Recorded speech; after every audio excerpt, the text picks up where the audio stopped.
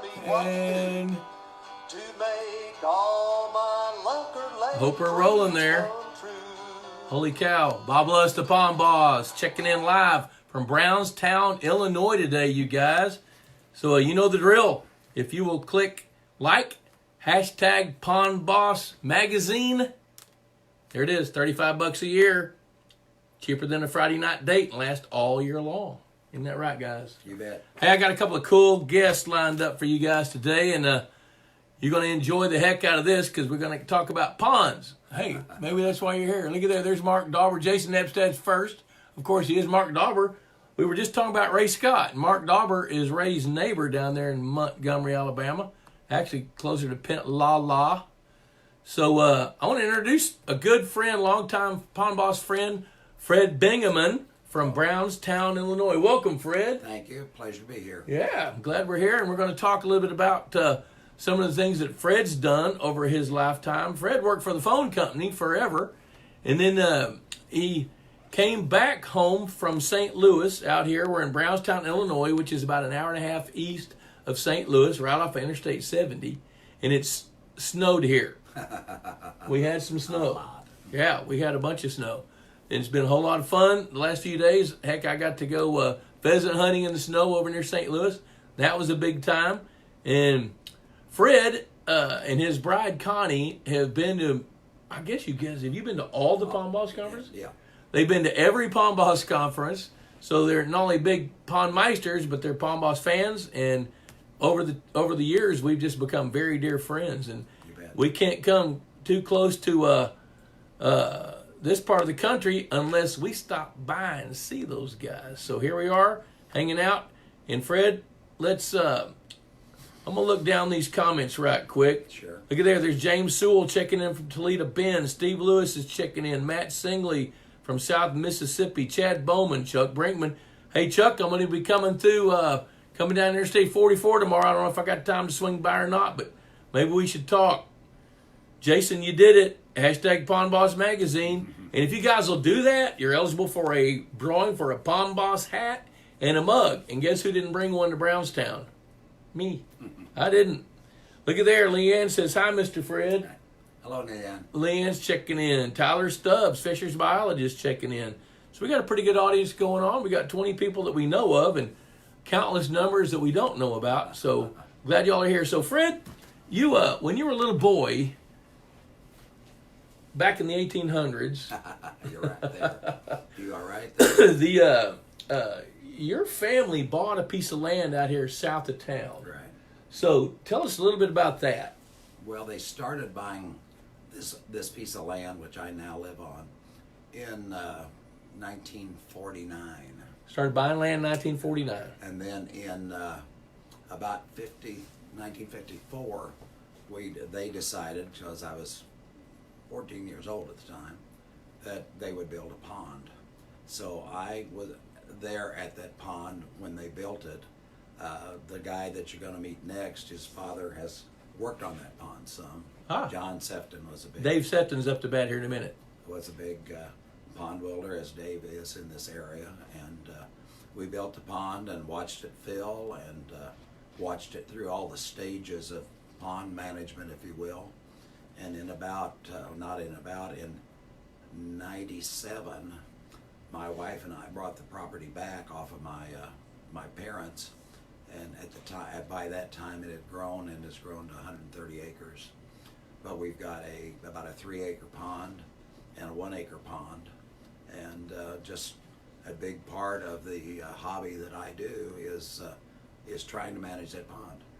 So some of the management techniques that Fred uses is he's got an aeration system. So he moves the water. He keeps the vegetation in check. He likes to keep the water fertile, and you feed the fish. Feed the fish. Yep. Aquamax MVP. Aquamax MVP. Made by Purina, a sponsor of this show, which we'd like to say thank you to Purina. out of 3 Sweeney feeders. Texas Hunter feeders? Texas Yeah, Hunter. you got Sorry 3. about that. You got 3 Texas Hunter feeders. You got 3 feeders. So you got 3 feeders on 3 acres. So do you have like a feeding program, or do you feed all feeders go off at the same time, or how do you do your feeders? Well, I've varied that, and I used to set them off like 3 minutes apart. And sometimes I do, sometimes I don't. But I've not ever seen any movement of fish from the one feeder to the other. So I think that regardless of when they go off, I'm feeding different fish at all the feeders. So in other words, even though the feeders are going off in 3-minute intervals twice a day? It depends on the season, but basically Okay. I feed about, it depends on which feeder, but 8 or 10 seconds. Got it.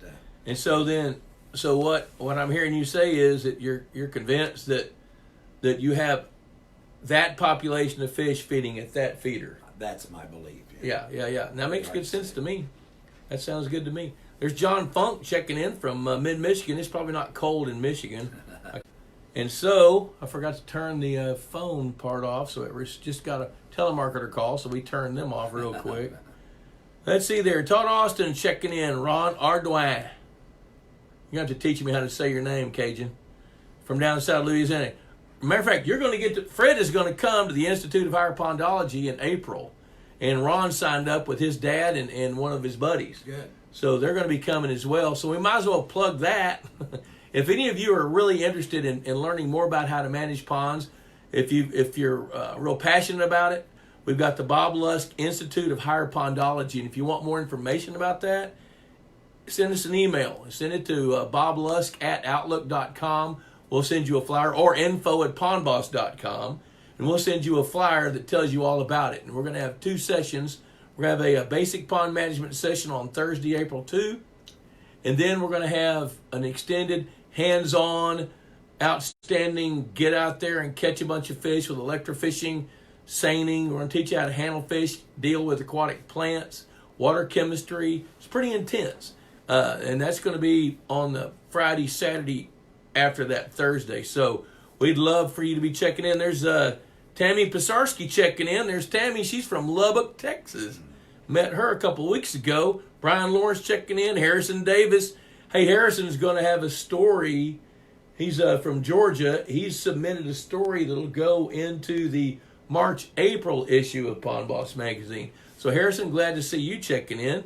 Jim Schuessler. Jim, we were at Innsbruck hanging out with Chris Chavetta. Talked to the fishing club. If you were there, I didn't get to meet you. Or if I did, I didn't know it. So Michael Eric's checking in from Iowa. So good gosh, we got folks all the way from Louisiana to Iowa and Illinois, Texas, all over the place. If you guys have questions, throw them in here. But in the meantime, Fred, tell us a little bit more about what kind of fish do you have? Well, over time we've had several species of fish, and we went through the everybody likes crappie stage. So we had crappie for maybe 8 or 10 years, and they eventually faded out, which is Really? good. Yeah. Wow, that's not normal. And then we've gone through channel cat, and when I was a younger man, teenager, etc., we would catch a lot of channel cat at night, which is great for kids. So back in the 50s, where did they get fished? By the way, Dave Davidson says to tell you hello. Hello, Dave. Hi back at you. And Davita Turner, hi Davita. So when back in the 50s, when you wanted to stock a pond in south central Illinois, where'd the fish come from? Well, first of all, Dave can answer that better than I can. But Okay. There's a fish farm between here and a little town north of Dave called Herrick. And we went out there, and I only remember buying channel cat. Wow. And now was that in the 50s? Would have been later than that. Probably the 60s? I'd say probably 60s. Because the fish farmers really didn't start cranking up until the 60s. And that farm's still in business. Wow, really? Yeah. That's interesting. Yeah. You know about them, Dave? We're going to hear more about that in a minute when we get Dave Sefton over here. Okay, so you remember catching channel cat? I guess you had bass and bluegill back then too, right? Always had, always had bass and bluegill. And then the species that we introduced that worked so well for us is red ear. Ah, And okay. we stocked red ear.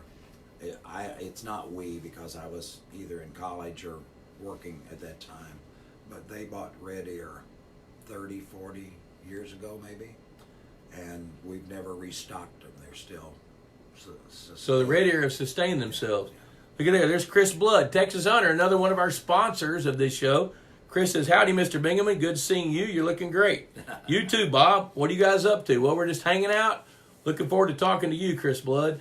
You know, Texas Hunter is an outstanding company. As a matter of fact, I ordered a feeder yesterday. I got the call from a client that wanted one. So I called and ordered it. It was something like 2:40 in the afternoon. They shipped it out yesterday. I don't know if he got it today or not, but if he doesn't get it today, he'll get it tomorrow. And I love Texas Hunter. I love their products and their customer service. And we appreciate your support here. And Chris, maybe if you just tuned in, I don't know. I've already plugged the Institute of Higher Pondology, because one thing Chris will do, I'm not real good at promoting Bob Lusk, but Chris likes for me to try to do that. So I do the best I can, because it's kind of like bragging, and I don't like that. That's not much fun. Kind of like if Ray Scott was here, he'd brag about it. No. You know? So anyway, so now some of the ongoing maintenance things that you do, you know, you bought the property back in 1997, so you've been living there for 22 years now. Right. And you send me photographs of fish that you catch, and it seems like your 3-acre pond is a pretty perpetual producer of good fish. It is, yeah. And I can only imagine that's because you're moving the water, you're feeding a good healthy feed. Yeah. Do you take any fish out? Oh, yes. Tell us about that. Well, we, first of all, the other side of the story is that I was watching TV in St. Louis 20 years ago, even before I bought the property, and you were on a TV show, and I think it was Jimmy Houston.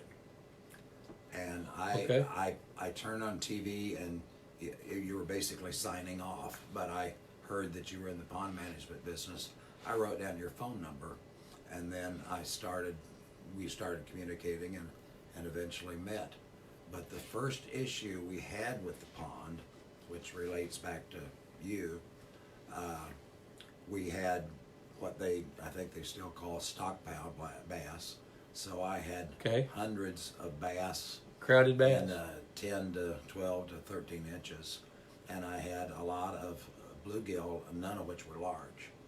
So I think the first time you and I talked, you told me to take out a certain number of bass every year, and I have done that rather religiously ever since. And there's years when I've taken out 100 bass. That's a pretty good number for a 3-acre pond. Yeah. And also I've culled the red ear and the bluegill. I never take a red ear out. They just don't reproduce fast enough to, just eat. That's a pretty common theme. I see a that. piece of slab of fish that you could get out of a bluegill. But we have a slot limit on bluegill. We never take them out over about 9 inches. And I have, I think the largest bluegill I've caught is an ounce short of 2 pounds. That's pretty good bluegill. Yeah. That's real good bluegill. See it now. The way I am, if I was 1 ounce short of 2 pounds, I'd probably call it 2 pounds. Well, I know that. All right, we got Ron. Well, it's a goal anyway. Yeah, there you go.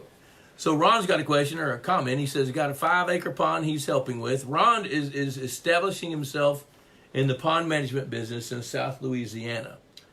And not only does he know about fish, he knows about boudin. He's got a pond, 5 acres, 5 years old, already has big fish over 8 pounds, maybe some 10-pounders. I've caught them myself, but I've noticed over the summer, not very many brim feeding on floating feed. Is it time to add more forage of coppernose? It sure could be. Because typically what happens is if you're feeding in an area that's deep, where the big fish hang out, those bluegill are not going to come to the feeder nearly as readily as if you're feeding them in shallow water. So think about feeding them over there where it's shallower, for one thing. And you can be feeding fish right now in South Louisiana. Now here, Fred, if he turned the feeder on, the feed would all slide across the ice.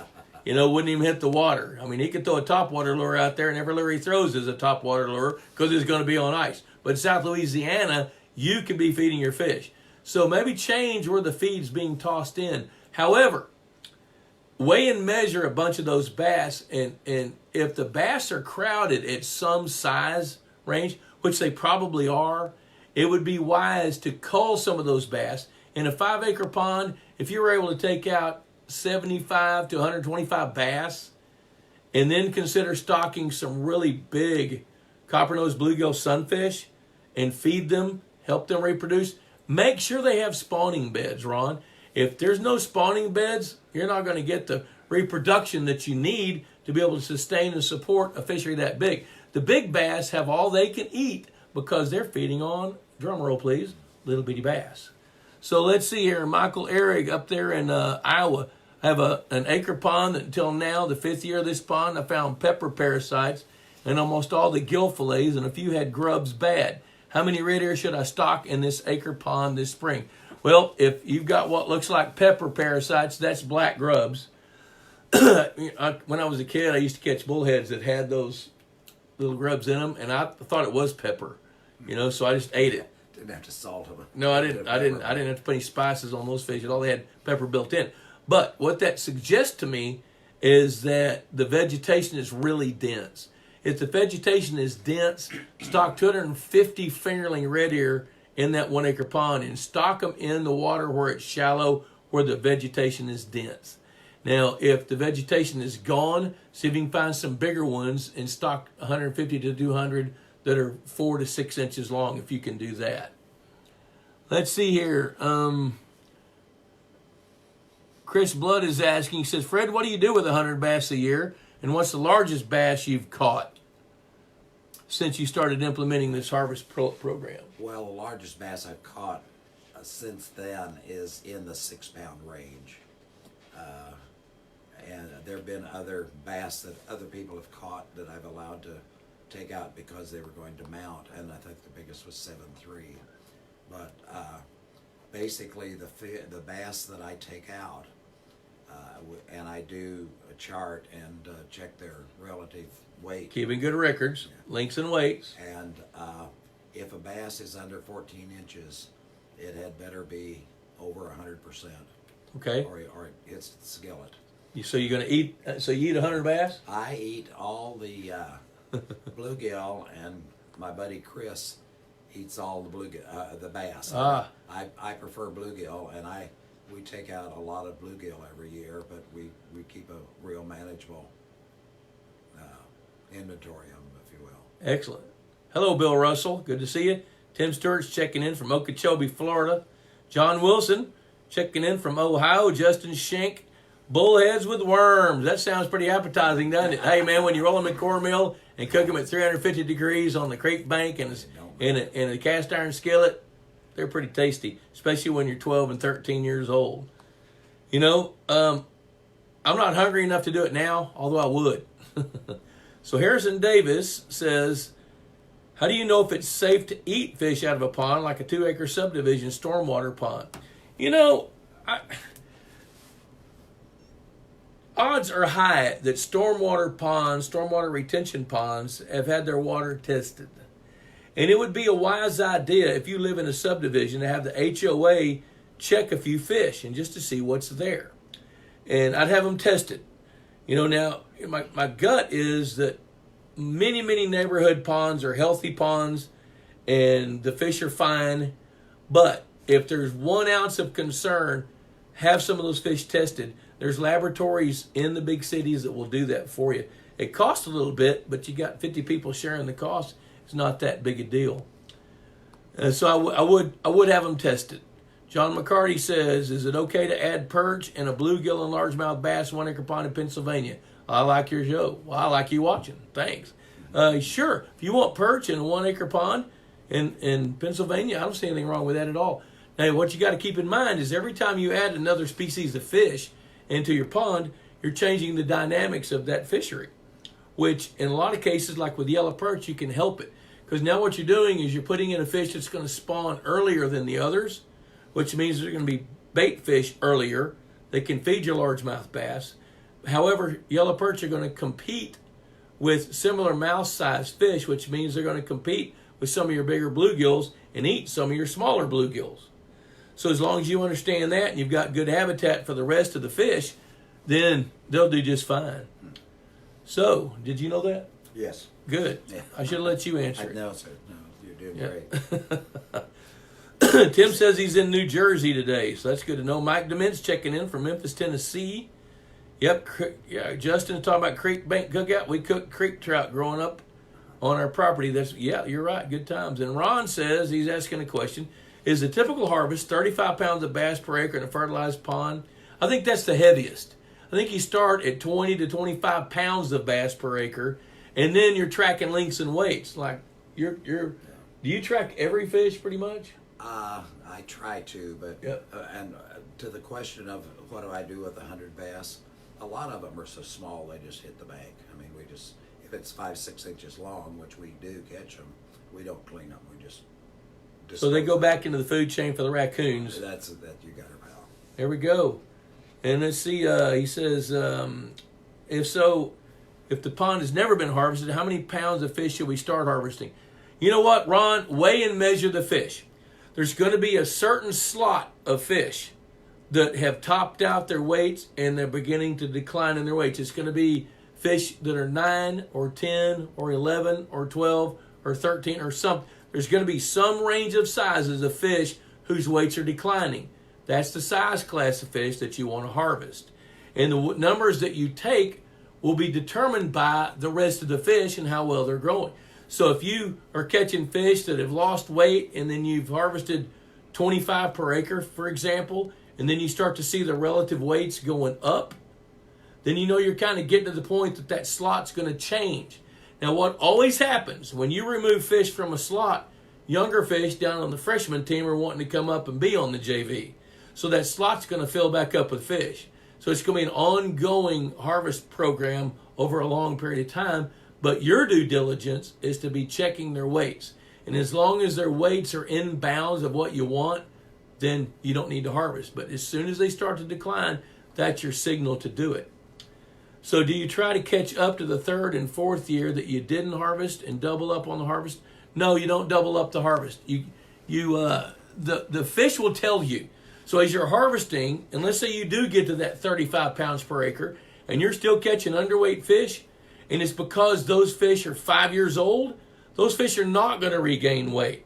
So keep culling until you start to see a class of fish coming up where they're on an upward trend on weight gains. Hello, Jerry Siebert. Good to see you. How's everything in Oregon? Mike Cottrell, I'm here. There's Mike Cottrell. You know the deal. Hey, hashtag Pond Boss Magazine. Click like and share this video to your timeline. You're eligible for a drawing for a Pond Boss hat and a mug that I didn't bring with me, but it knows how to keep hot things hot and cold things cold. Pretty good little mug. How's it do that? You know, it's got a brain of its own. Okay. I don't know how it does that. So, Fred, just to kind of wrap up our time together, what are some tips you would give landowners out there? Somebody just bought some property. It's got a pond. Where do you start, and how do you go from there? Well, I think you start by defining what your goals are. And I learned that from the master. Whoa. Lusk here. But you kind of know what you want to do with it. And a lot of people want to have a lot of fish that their children can catch. And those goals will be different than if you'd like to catch a few 5-pound bass. And you do that goal-wise, and then you assess what you've got down to the water quality and the color of the water and whether they need to be fed, etc. And not necessarily that to that point, but on an ongoing basis, and my pond is well over 60 years old now. At this stage of it, your primary problems are vegetation, and and my pond is very fertile, perhaps too fertile, and I'm always fighting duckweed or filamentous algae or something of that nature, and that's probably the biggest problem day to day that I have in my pond and year to year. The other thing I do in pond management is, especially since I have more an adequate water feeding in, probably too much water feeding in the fall, in about every 3 years, I'll take my pond down by 6 or 7 or 8 feet. I'll drain it. So do you siphon that water out? Siphon it. And I've got about 18 feet of water, so I'm still 11, 12 feet of water. And why do you drop it down that much? Well, that does a lot of different things.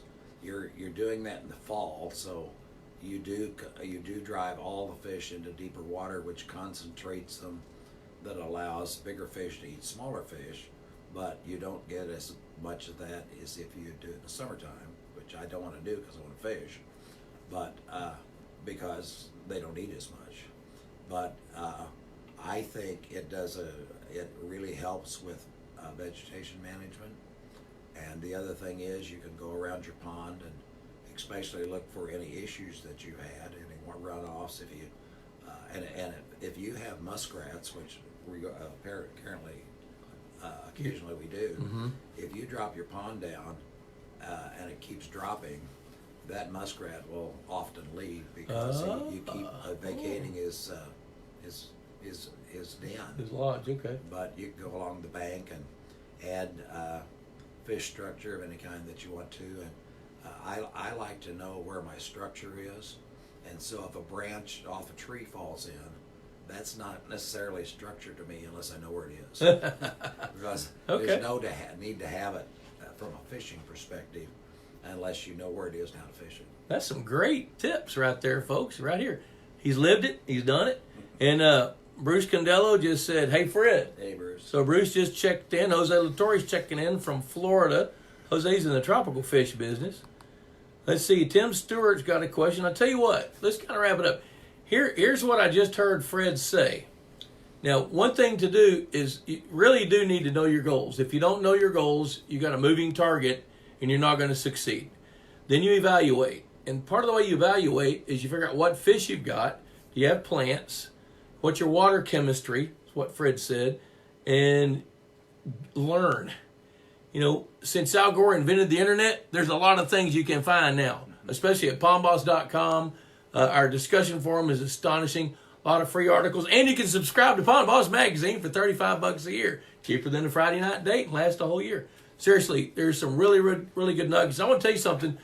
Proofreading the January, February issue of the magazine, it is, in my mind, by far the best issue we've ever done. We've covered some topics we've never covered before.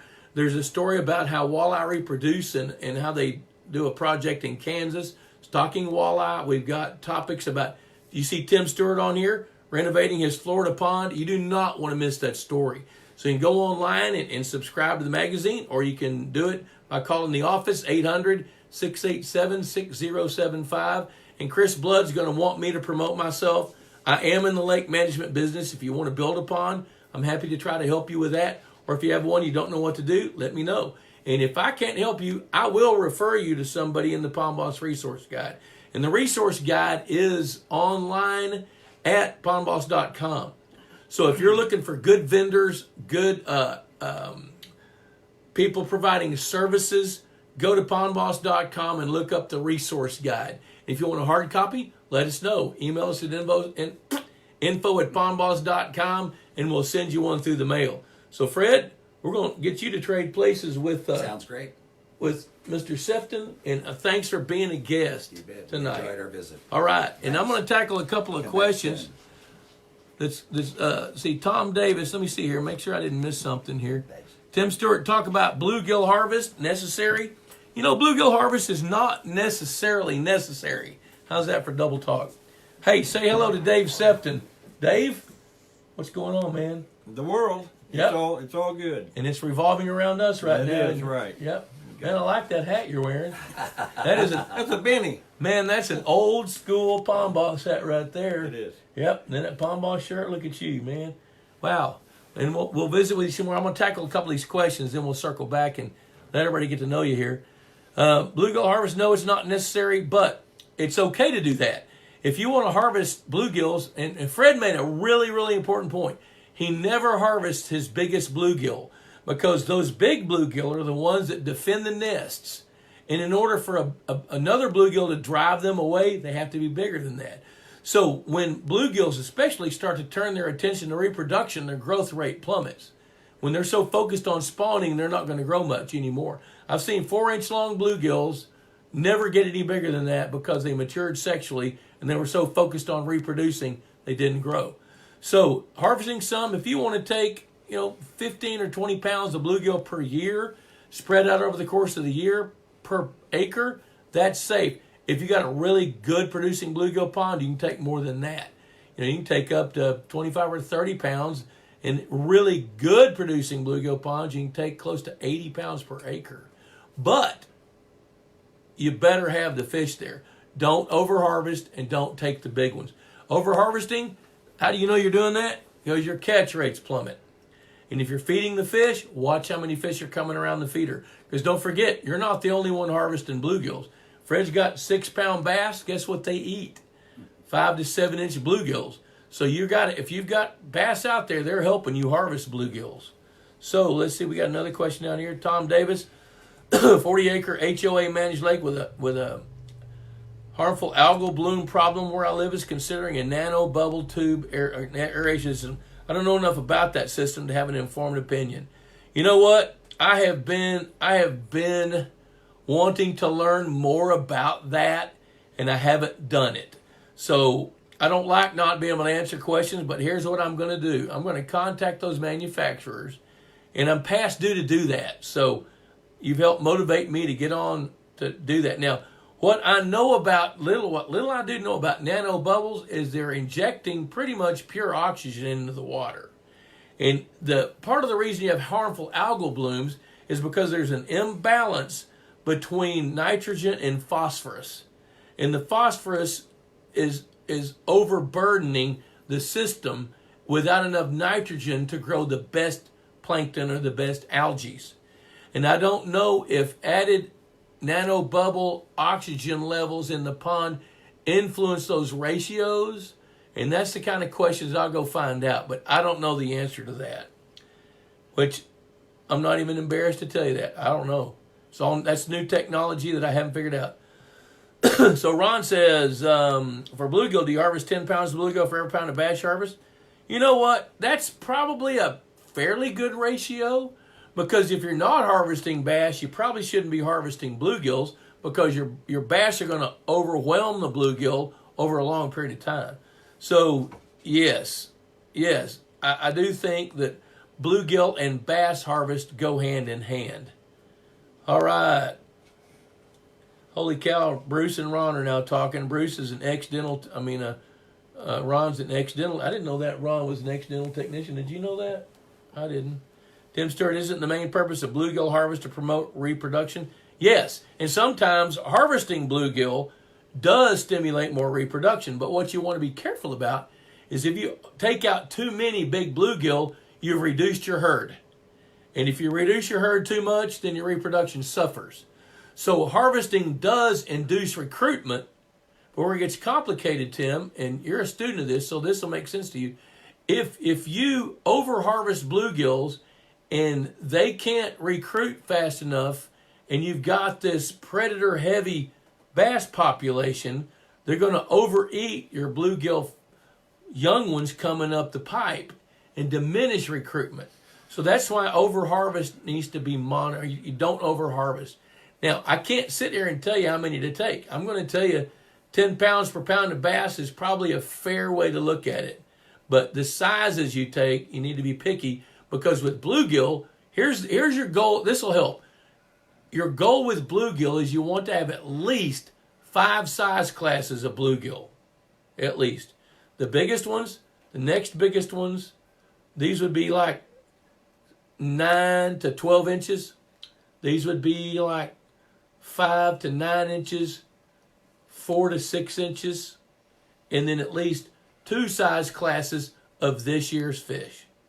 Where in South Louisiana, you're going to get 5 spawns. So you could have 5 size classes of age 0 fish.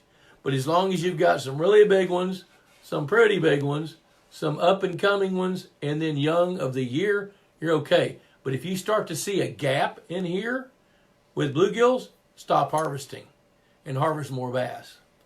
All right. So, holy cow. I just stole about 4 minutes of your time. Great. Well, Dave, as I recall, Fred had an event at his place probably I don't know how long ago. I couldn't 15 tell you. years. How long? 10 years? 15 years? 10 or 15 years, bro. Okay, so Yeah. so Fred had a pond management seminar where we brought an electrofishing boat, and we were making a run through on a big tour of the United States working on lakes. So we came by, and Fred had a group of people together, and one of them was Dave. And Dave is a local pond builder here in this area. He worked for the Illinois Department of Transportation, retired a couple of years ago as a heavy equipment operator. And his daddy, and you know what, you can talk about your dad in a minute, but his dad has been a renowned pond builder, known for years and years and years in this part of the country. So he kind of grew up with it, and he started asking me some pretty intense questions. And I knew he was passionate about it, and we hit it off immediately and became really good friends. And Dave has contributed articles to the magazine in years past, and I hope now that you got a little more time, maybe you'll do it again. I hope so. Uh-oh, here we go. I just put him on the spot. So tell us a little bit about your background as a pond builder, your dad, just some of the things that you've worked on, some of the fun projects. Yeah, it all started when I was little. And actually, Dad, I'd go to work with him. And one of the particular articles we wrote for Pond Bus, it mentioned my dad in there. Riding with him, sitting on the battery box of an 09U. It's one of the early straight ship dozers, of all things. And that was part of my heritage growing up with him, learning and smelling the dirt and the trees and what we did from day to day. Every chance I got, that's where you'd find me. So naturally, when I got older, I kind of graduated to want to walk the same footsteps. So pretty much that's how I got started, and I stayed with it. And here's Drew Hay just joined in. He and his dad have an earth moving business in Pennsylvania. So he's sitting there kind of nodding his head because he's the son working with his dad, which is what you've done. Yeah. Now, did you build ponds with your dad? Yeah, he actually, once I got the hang of it, I was like 14 years old. And he would say, well, I've got to go over here for just a minute. You go ahead. And it was a learning experience because, it's just the way it works. Every dozer runs a little bit different. There's the old straight blades. We didn't have all the new modern hydraulic tilts and GPS and all that stuff. It was done by your eyes and the seat of your pants. So, that's how I got started. He'd leave me a little bit longer each time. Okay, and you're how old? I'm 66. 66. Okay, so 52 years ago building ponds. Yeah. How's it different than today? Basically, in this area, the equipment is the key factor now. You got bigger, larger, and faster, and it's set up to where it takes a lot of the guesswork out of your move. Holy cow, there's another dozer guy, Michael Gray, checking in from Gray, Nashville. Good to see you. Yeah, Good Michael, to hear you. Yeah, Michael and Dave have met. Yeah. So, what about techniques though? Do you use the same techniques to move dirt now that you did 50 years ago? It's just larger quantities. Basically. All right. You still got the basic plan, So building a dam today probably is parallel to what it was then. Oh, yeah. But what about building a fishing pond compared to, how many fishing ponds did you build 50 years ago? I can't really say for sure, but I know there's over 3,000 in Fayette County, in the county in which we live. And I've been on ponds from one end of the county to the other. And I've helped and gave advice for some of them. And so worked close with the NRCS at that time. And after the cost share programs depleted, then it was you're on your own programs, And the first ponds were basically bowls. They were clean. They were for livestock watering or holding or whatever. But nowadays it's people are short of time, and when they go fishing, they want to catch fish right now, and they want to catch a lot of them. So we designed fast food technology. Fast food, yeah. Yep. We put the structure and stuff in there and all the necessities to make those fish grow and provide a habitat to speed all that up. And so now, so what I think I just heard you say is 52 years ago, most ponds you built were for livestock water, so they were more like a bowl. Right. Is that right? Yeah, that's right. And so now, do you find that people are building ponds for different purposes? Yeah, it's strictly for their own personal fun and entertainment. So whether they swim in it or fish it or that's their getaway. That's they've got a few minutes, and 20 minutes they go out there and they can catch good fish, or take the kids out there and they don't have to sit there and wait and throw their poles down and say, hey, you got to get them, you got to let them catch them. Whether they're big or small, you got to have them there. Now, you took me out a few years ago on a piece of property where you'd done some waterfowl work. Oh yeah, take us through that. Waterfowl work. That's kind of a passion with me too. Got into waterfowl with BB Farms, Mike Bean and Mike Bowen. Actually, I went down there. They had a problem holding water, and so I went down there to evaluate it. And what the contractor previously done had took a backhoe and dipped some dirt up, and that was their impoundment. And they was using sandbags by the pallets to fill in between those piles of dirt to hold their water back. How'd that work out? It wasn't working. It was pretty expensive deal when you're buying sandbags by the pallet. So we gave them a plan, and they talked it over, and we come in there and put some levees up for them. And that was the beginning of the duck pond. It was 50 acres. There's a 24 by 8 by 8 concrete pit in the very center of it, and the whole elevation slopes to the center of that piece of property. So it's been a fruitful event, and it's like any other waterfowl. You can have a Garden of Eden there with all the food necessary. Everything can be perfect, but if the weather ain't right, the no ducks ain't birds gonna are be coming. there. Yeah, they're going to go over there on the Mississippi River. There you have it. Down the road a little ways. So when you did this duck habitat, it sounds like the water that you built it must have been on fairly flat ground. Yes, first it of all. was. Yeah, farm ground. And so you had a levee that was how high? 18 inches, 2 feet. Now we're up at 5 and 6 feet. So, okay. So why'd you go that high? Well, because of the flood. It's in a floodplain down there. Okay. And if you go back and check the records, I mean the depth of water. Now, here in the last 5 years, they've measured this rainfall in Qs. A Q10 is a 100-year flood. We've had 3 of those in 5 years. Mm-hmm, I believe that. So the last example would be, we put it flooded the pit, which was totally underwater, and the water above the pit was 10 feet deep. So we used the extension poles. We hunted out a boat. The poles were 10 feet tall with mojos on top of them. So oh my gosh, the entire duck pond was totally immersed. So you just have to make adjustments. But so then, the way it is now, the water flows. So can you move water into it? Yeah, we have a well. Okay. We have a 90-foot well that pumps out, it's 3-inch pipe.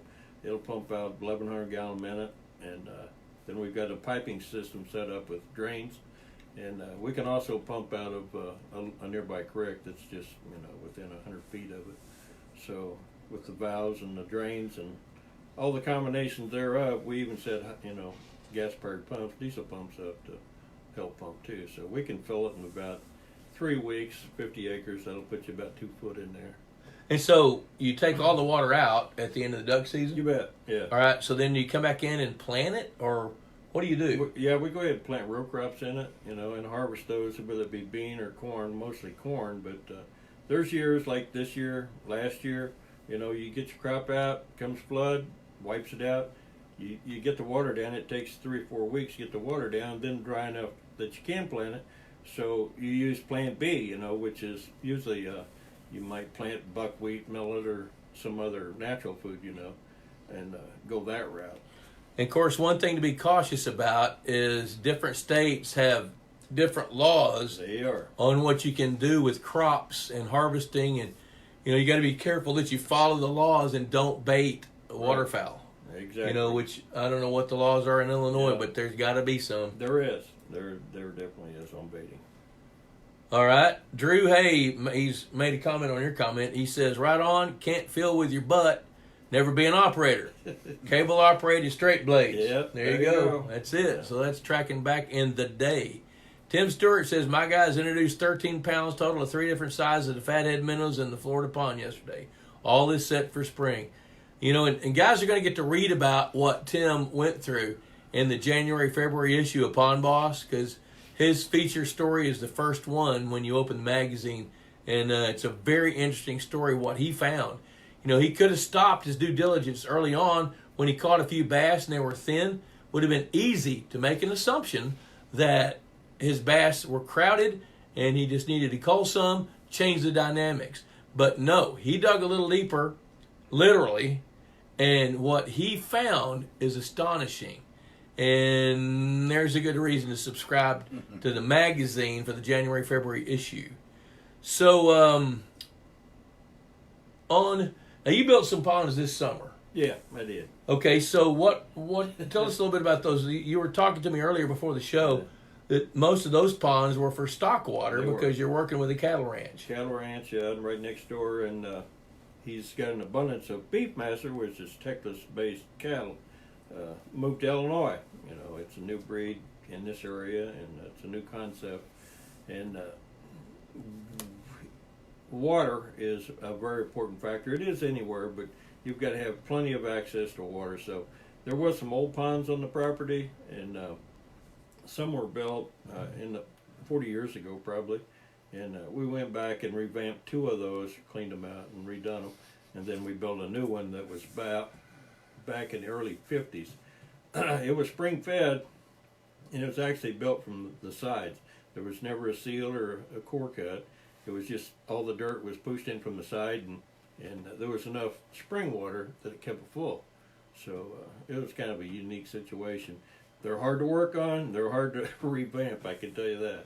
So did you revamp those ponds or just move over because of the spring being there, or did you move over and just build new ones? No, we actually I went in there and I removed it. When it started out, it was just going to be a core trench across what was left of the existing dam and then bring new dirt in from the sides. But every time you dig, four buckets would fall back in. So eventually, Pretty sloppy dirt. It was it's soup, you know. It was spring and it was sandy, but so I threw all that off to the side and brought new dirt in and just kept packing it as I worked my way across. It was kind of a different concept, you might say, but in the end, it stays plumb full of water and all the emergencies work. So you know, it was successful. And the cattle have something to drink. Oh yeah. So what my ears hear there with that story is that every site's different. It is.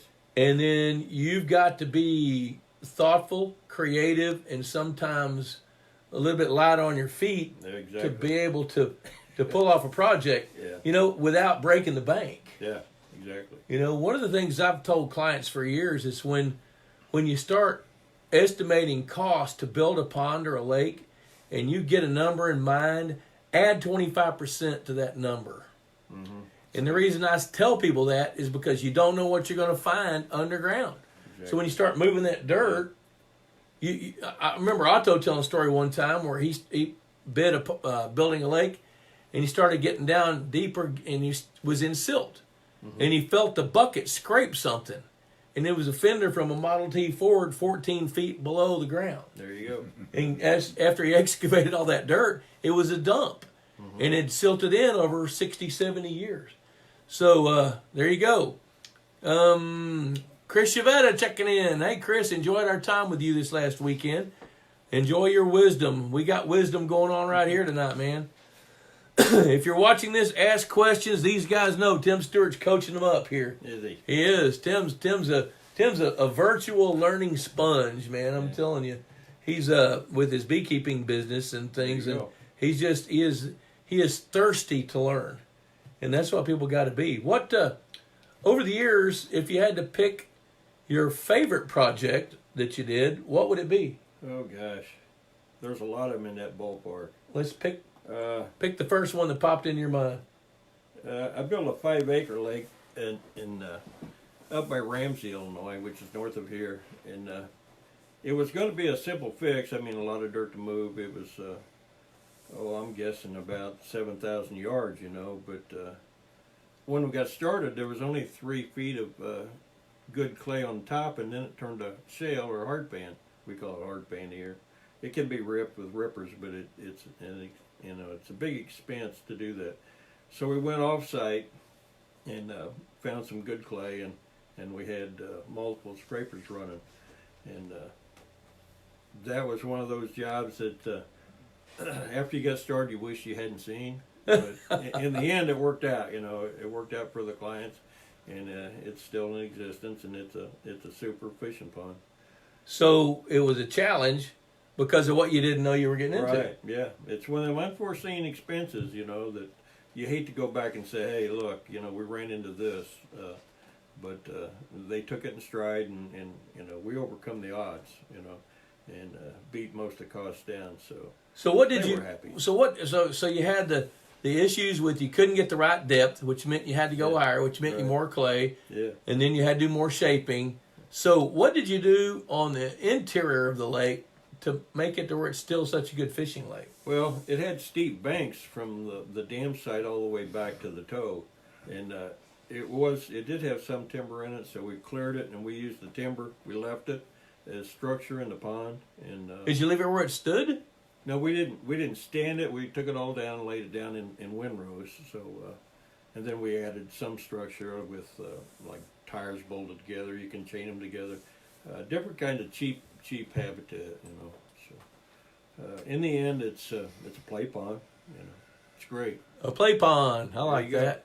Do they let you fish in it? Oh yeah, anytime. Okay. That's conditioned on the pond building. I've got a guy that works for me part time that is a carpenter, and in every bid he bids the numbers, and then he says at the bottom, and one homemade cherry pie. There you go. At the end of the bid, upon completion. So he gets a cherry pie if he finishes on time. Good deal. All right. I got a comment for Dave Davidson. Let's hear it. Dave Davidson, Pond Boss moderator on the forum. There you go. He was. We always talked about this at every conference, and I think deep down he really wanted to go noodling. You guys call it noodling, we call it hogging. Okay. When you go to the river and catch them big fish by your hands. I think really down deep that he would like to do that, and I invite him to do it sometime if he wants to.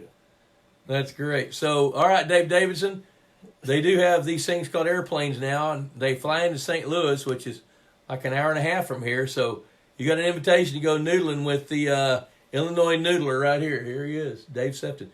Dave, man, I appreciate you hanging out with us tonight. Good deal. I appreciate it. You bet. I wanted to take another minute or two, and when I had Fred up here, we're hanging out at his world headquarters, which is Deer Park Industries. Distributors. Deer Park, like I said, Deer Park Distributors. And they distribute Crosley products. And we're a week from Christmas. And they sell jukeboxes, record players, radios, telephones. And we've got quite a bit of their stuff at our house. And if you're looking for that perfect Christmas gift, you haven't found one, how do they do that? How do they find you? Go to CrosleyRadio.com. CrosleyRadio.com. You guys wait till after the show and look up CrosleyRadios.com. Radios with an S. And can they still get something in time for Christmas? If we ship it by Friday and pay expedited, we can do it. Okay, so your freight bill might be a little bit higher since I'm just about telling you about it now. But they've got some really cool throwback stuff, and you'll love it. So go to CrosleyRadios.com and check him out. Let's see here. Holy cow. Chuck Brinkman says, it's a damn shame this gentleman is too far away. I'd be applying for a job. He ain't that far. Dude, Chuck is over, kind of west of St. Louis a little bit. And Chuck has got a pond over there, and he and his bride are raising their daughters right. They've got, I think his pond's like 3 years old. He's got some 4 and 5 pound bass, some 7 and 8 pound catfish. And those little girls dressed up, I think if the girls are going to prom one of these days, they're going to go fishing straight from prom. There you go. So that's pretty cool. Let's see here. And Ron says, Bob is the Drew Brees of pond management. Yeah, they beat my Cowboys, didn't they? And Tim Stewart says, but Drew Brees hasn't been in his business for 40 years. Oh, bam. Yeah, but he's succeeded. He's doing good. Holy cow, I don't know where all that came from, but thanks. So, hey, you know what? 7:24, we got a few more minutes. If you guys have questions, pitch them out there to me. I do want to tell you about some of the topics coming up in the next issue of Pond Boss. We've got Tim Stewart's story. We got a very good story about a walleye reproduction and how they do it in Kansas. That is for you guys that are fish heads or want to be fish squeezers. You're going to love that story. Then we have a story about stocking rates and stocking of walleyes. We've got just a whole wide variety. It is by far the best issue in my opinion, and I'm pretty hard to please about that kind of stuff. So then, and Harrison Davis was more along the lines of The Godfather. I don't have any dead horses' heads in my bed though. Merry Christmas. Hey, you know what? I'm not going to be on next Wednesday because I'm going to be hanging with the family. So I do want to wish you guys a Merry Christmas and a Happy New Year from all of us at Pond Boss. So we're going to be checking out here about right now. I want to thank you for joining us. Thank Fred for hosting us and Dave for coming in and spending some time, because shows like this are the most fun because we get great information from down-home guys that have been there and done that. So we appreciate you checking in, and we will see you after Christmas. Now, I don't know if I'm going to broadcast on New Year's night or not. I got to talk to my wife about that. Let's see here. Oh, holy! Before we shut off, Drew Hay says, profile holes. Customers need to realize how important they are for a new pond. Yeah, so test holes. Did you dig test holes? Oh, you bet. Yeah, he dug test holes, but you still don't know what you don't know till you get in there and you find out that you don't know what you don't know. So, hey, we're going to check it out. Ron Ardoin, I'm going to the higher institution. Yes, you are.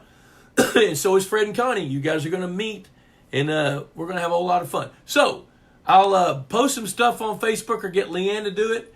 But I know I won't see you next Wednesday. Go be with your family. Give everybody a hug, because you never know what's going to happen next. And it's the reason for the season. We want to thank Jesus for dying on the cross for us and for God sending him and the meaning of Christmas. So until I see you again, adios. Have a great day.